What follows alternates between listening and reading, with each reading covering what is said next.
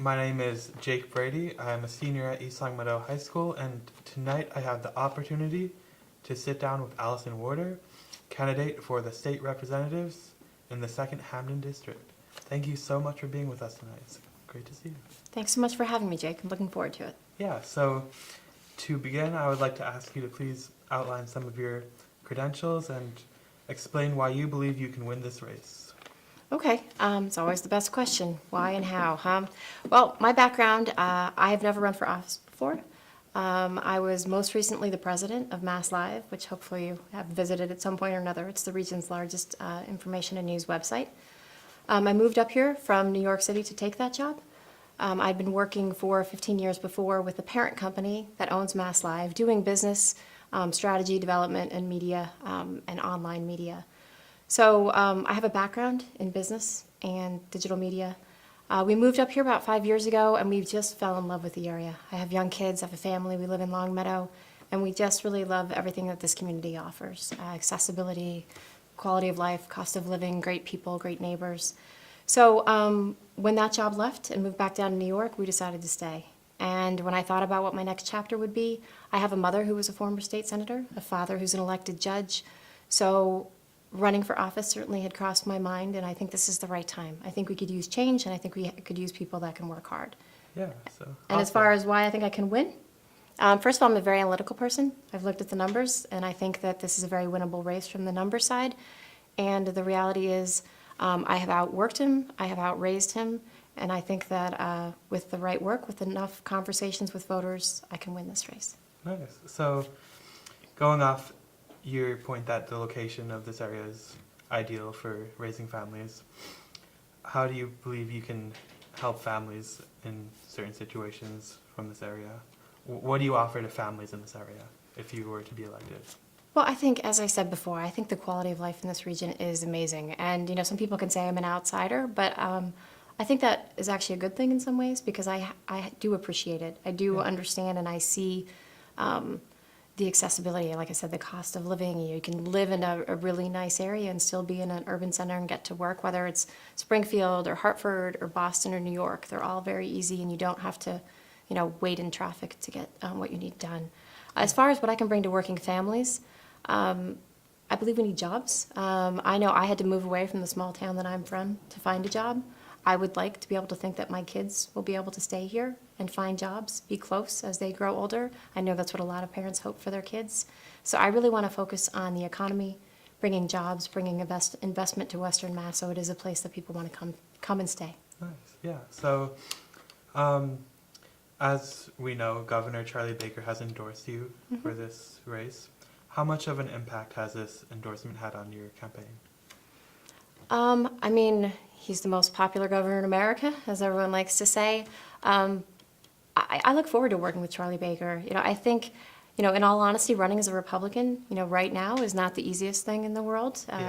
And I think he's a really great role model as a Republican official. He's a no-nonsense, let's get things done. It doesn't matter which side of the aisle you're on. We really want to move the entire, in his case, Commonwealth, in my case, district forward. So I think, you know, his endorsement, I think, is powerful and hopefully a good sign to people that I'm really in this to work with him, to work with the legislators, be they Democrats or Republicans, to try and get things done for our region.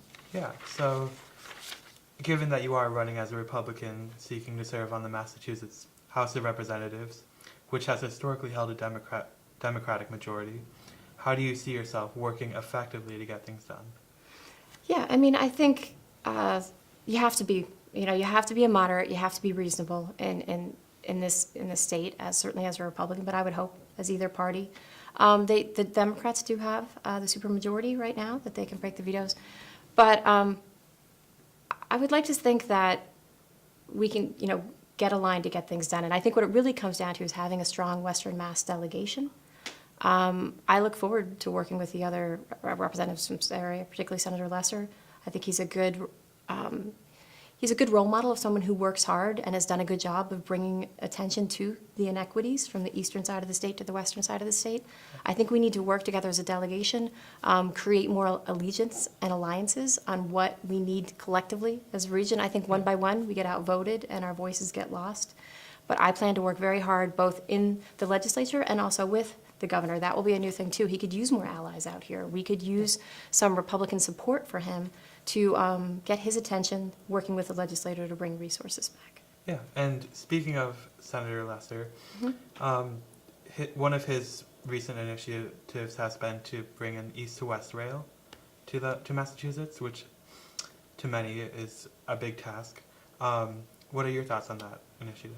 I think it is a big task. I certainly applaud our senator for getting the study. I mean, that in itself was an accomplishment, and it wasn't easy. I think, as I just mentioned before, getting the attention of Boston for the needs of Western Mass is not easy. So you have to be vocal, you have to be persistent, you have to use both the bully pulpit of the media and the power of the people, which he did very well. Yeah. So I support that study. I think it's long overdue.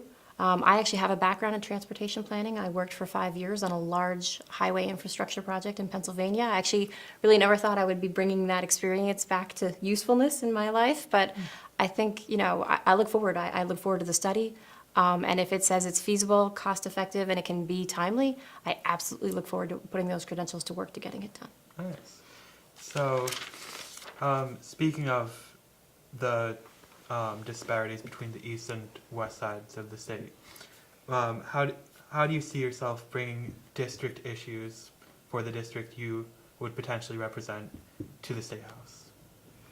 I think it's a combination of the committees which you get placed on. I know, actually, my opposition had said, as a Republican, you can't get things done, but I've heard just the opposite, that you can actually get very good committee assignments as a minority party because they need representation on all of the committees. So I think it comes down to picking wisely on the committees. I'll be looking for economic development, education, transportation, things that I think are needs here. And then again, I said it's working with the delegation. I have a great background. I've balanced budgets. I've run businesses. I know how to use media. I think I have good communication skills. I feel like I'll over-communicate with my constituents as to what I'm doing and what we need, and both ways, hearing what we need and being able to represent that to the State House. Yeah, so in your view, right as we speak, what do you believe are the 3 most pressing district issues that need attention? That's a good question. Let's see, 3 most. I'll say number 1, and it is related to the resource conversation we've been having, and you've probably seen it in some of my materials. I think it's very pressing and very timely. The idea of the casino, right? The gaming revenue in particular. MGM opened 2 months ago. I think by most measures it was a pretty successful opening, and the revenue numbers for the last month and a week have been pretty good that have been reported. I think they just transferred over $7 million in revenue and tax revenue this month, in September, I should say. We need to fight for those revenues. 25 cents on every dollar spent on gaming in that casino goes to state taxes. And while there are formulas for how those are going to be spent, some are in economic development, transportation, infrastructure, what they call local investment, they're a little bit of a misnomer because none of those are regionally designated. So although the money is being generated in Western Mass, it's our dollars. People are coming to Western Mass to spend it. There are dollars, that we as residents are putting into the casino. It is not really regionally designated that we're going to get that money back. And I think a very, very strong case should be made that this is anywhere from $80 to $100 million annually in tax revenue coming out of the MGM Springfield Casino, that money should be reinvested in our region. It shouldn't be going into the funding formulas that favor the eastern part of the state. Just as they get a designated revenue source for the T out of our sales tax for the MBTA, the transit that they get for the Boston Transit that we don't ride, I think a very strong case could be made that we should be given first priority for the revenue coming out of MGM Springfield. Right.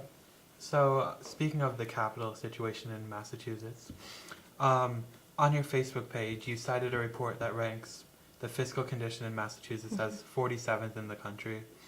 Obviously, this is not good.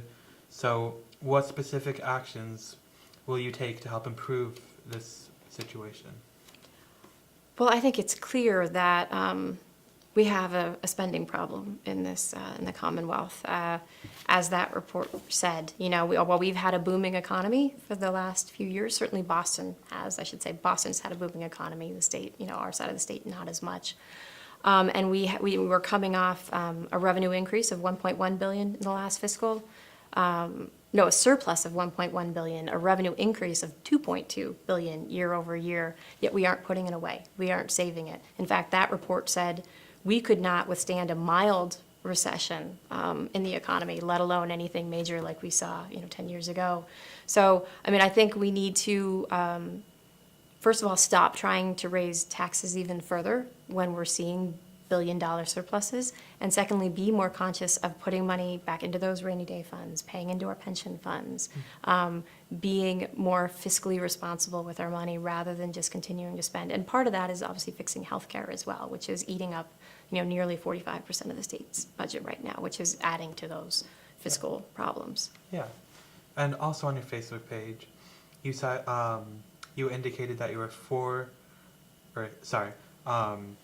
that you believe transparency is vital in state legislature. Mm-hmm. So, please describe some actions you would take to help make it more transparent. I am, coming from media, having spent years, trying to get the news out and have people be informed and aware and educated of what's going on in their community and in their politics. I'm a huge fan of transparency. I fully commit to it. Two of the things that come to mind are roll call votes, right? Right now, only a certain percentage of votes are actually roll called and reported.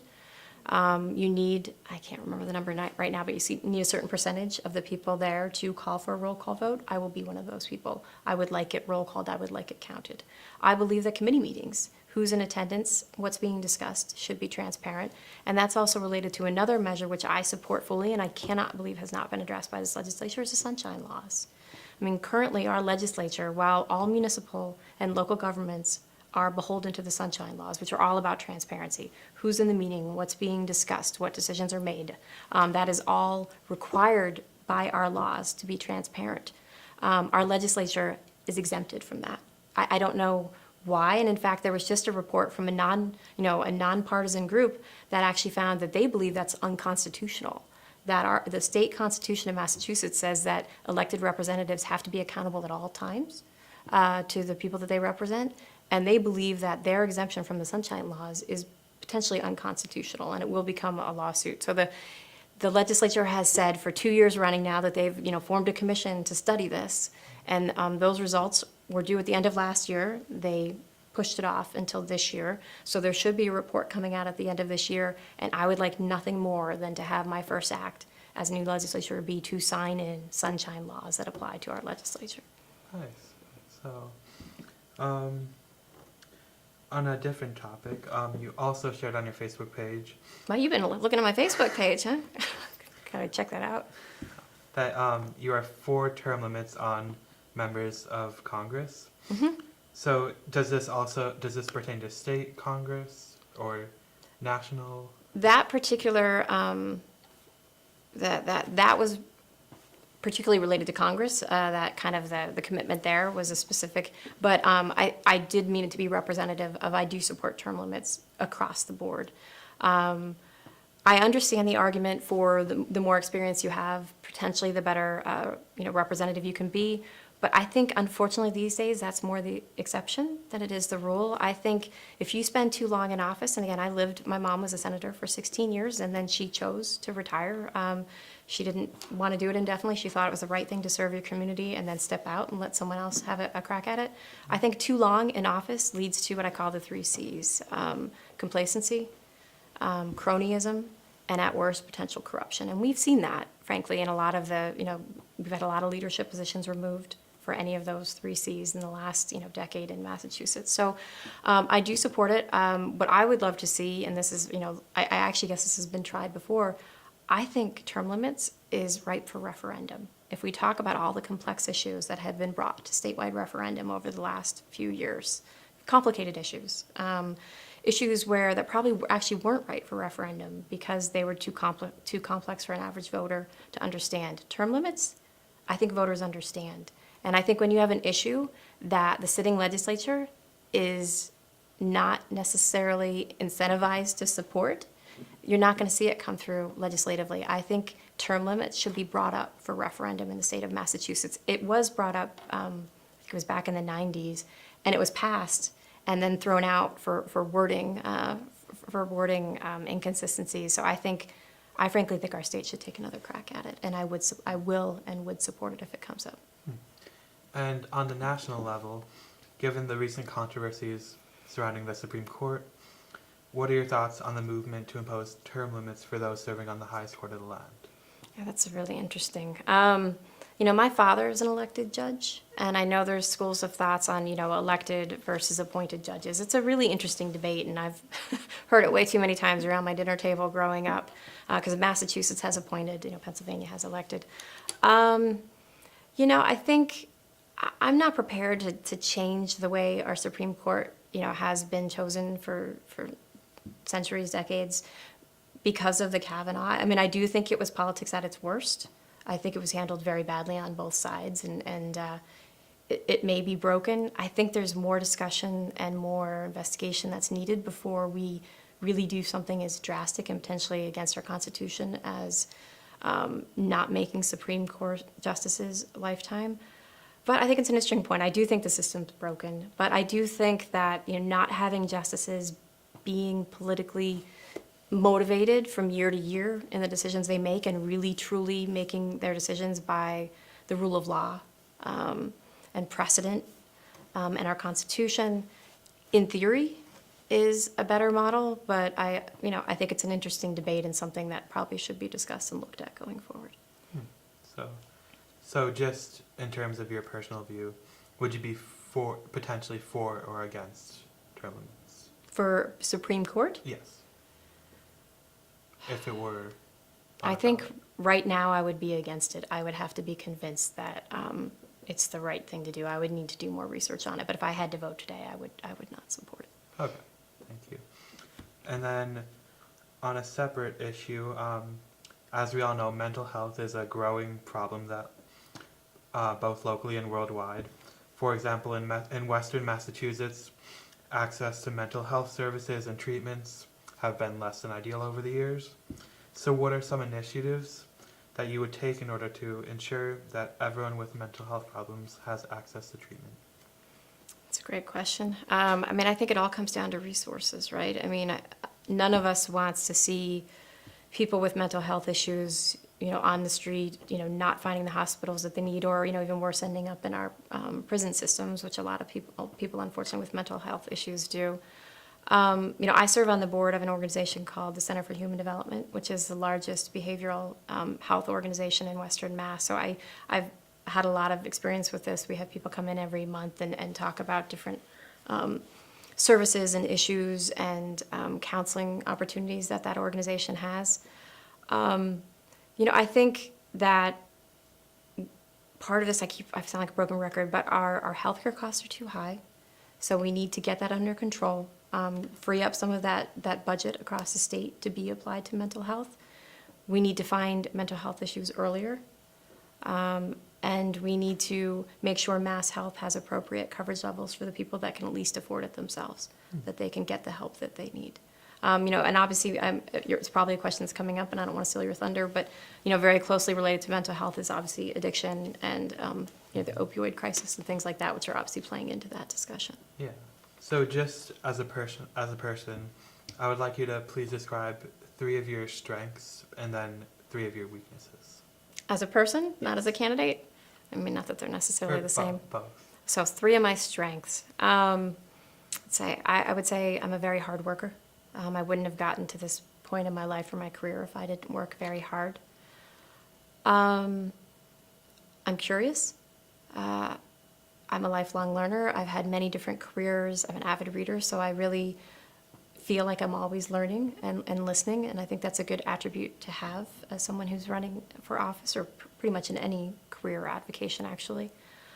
And the 3rd strength, I would say, is I'm honest. When I worked at Mass Live, they'd always say, if she tells it like it is, I'm not one to mince my words. That's gotten me maybe, in trouble sometimes. But I also, I believe I was raised by a judge and attorneys. They were always like, integrity is the one thing you have that, that you control and that people can't take away from you. So I believe in integrity, and I'm very honest, which, maybe isn't the best attribute for politicians, but I guess I'm still naive enough to hope so. Some of my weaknesses. Where do you want to start? I'm impatient. As my team looking over there can probably say, patience is not one of my strong virtues. Given my background in media, we had a propensity to just get things done. It wasn't always pretty. It wasn't always perfect. So that can be sometimes a weakness that I want to move the needle forward, and we can fix it later if we need to fix it, but I really do like to see progress. And let's see, my third flaw would be that I would say here, I don't like vagaries. I like people to get to the point. And I think too often, sometimes in our political system, we have people who speak in generalities and have good political speak, but aren't really getting to the heart of the issues. So I think I get very frustrated when I don't hear people saying exactly what they mean and being specific and taking a position versus potentially, putting their finger up and seeing which way the wind blows on things. Yeah, nice. So, as you know, there's a movement for young people going into politics. Mm-hmm. And as you're moving over from the business world into the world of politics, going through this transition, do you have any advice from your experience to any young people looking to go into the world of politics?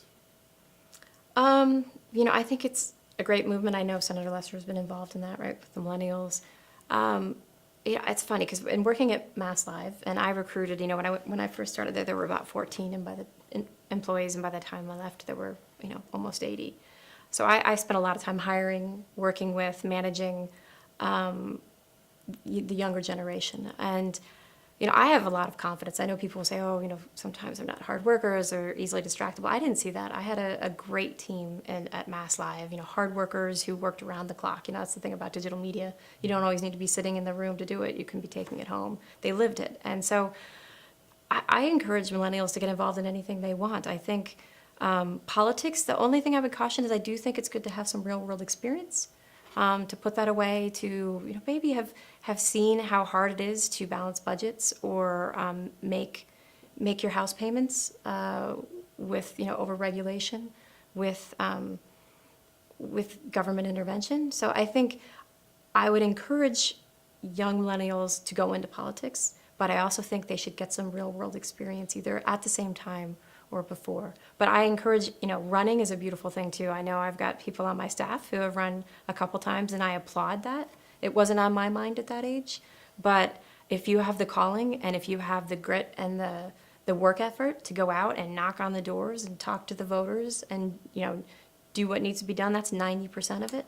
And I would I would say get some real world experience, understand the day to day, understand how hard it is to, make, earn, and keep money. And then I think if you have the desire, I would encourage anyone to run. So is there anything else you would like to add about yourself to the voters? I'd say it's funny, people ask about the biggest surprises as I've been running and campaigning. When I first said I was going to do this, a lot of people said, do you know what you're in for? Do you know what it takes to run a race? And having grown up in a political family and seen both of my parents run at different times in my life, I thought I did. And I've been in and out of politics throughout my adult life a little bit, supporting different people here and there. But even I underestimated the effort that goes into running a true campaign. I mean, we've been at it since I announced in February. We've been at it since then every day. Knocking thousands of doors, having lots of conversations, going to the events, doing the research, understanding the issues, talking to the different leaders in the towns that I will represent. It's a lot of effort, and I respect anyone who has run. Even more now than I had previously. But it's been really enjoyable. I think having the conversations, meeting the people. My mom had said when I said to do it, she said the best thing is you'll meet some amazing people along the way, people that you wouldn't have met except for being out campaigning. And that's absolutely true. I've met some of the most interesting people, and support has come from the most unexpected places.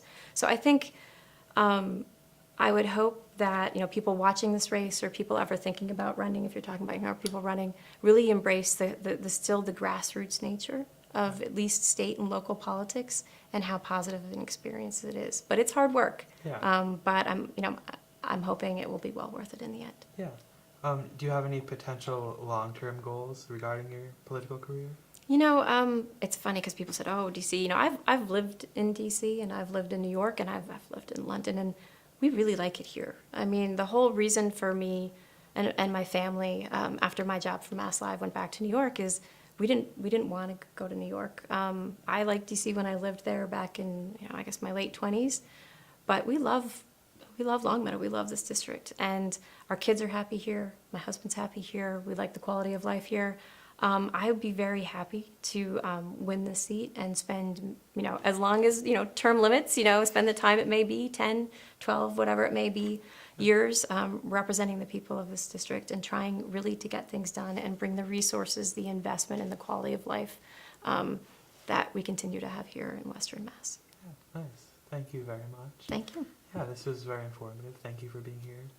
I really appreciate it. Well, I appreciate you're very well prepared. The questions were wonderful. Hopefully the viewers enjoy it, and this has been a good experience for you as well. Yeah, so good luck with the election, and Thank you. thank you. And so thank you for tuning into this exclusive LCAT sit-down interview. Again, my name is Jake Brady here with Allison Werder. She's running for candidate for state representative of the 2nd Hampden District. And next up I will be interviewing Brian Ash. He's the opposing candidate. So make sure to get out to the polls on Tuesday, November 6th, and have a good night.